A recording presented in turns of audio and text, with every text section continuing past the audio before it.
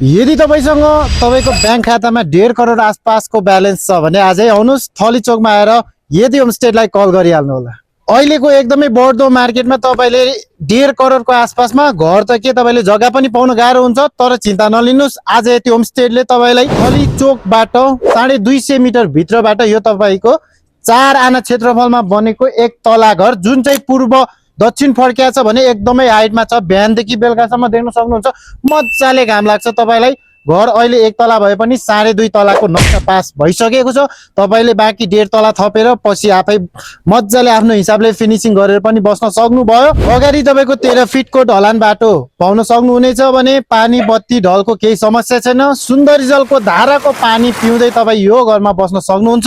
घरको बारेमा कुरा गर्नु पर्दा तपाईले 2 BHK पाउनुहुनेछ भने पार्किङमा तपाईले एउटा गाडी अटाएर 2-4 वटा बाइक मजाले अटाउन सक्ने स्पेस छ।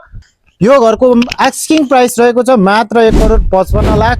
1.5 करोडमा 5 लाख बढ्नु भयो भने तपाईले यो घर पाउन सक्नुहुनेछ। यो भिडियो तपाईले हेर्दै गर्दासम्म यो घर रहला नरहला म भन्न सक्दिन, तर यदि तपाई अझै पनि यो भिडियो हेर्दै हुनुहुन्छ भने एकचोटी आफ्नो भाग्य चेक गरी हेर्नु होला।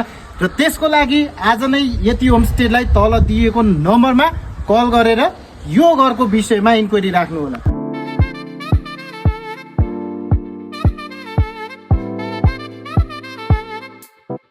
Hör host, ja host, kunai zami, yeti host fulfills your dream.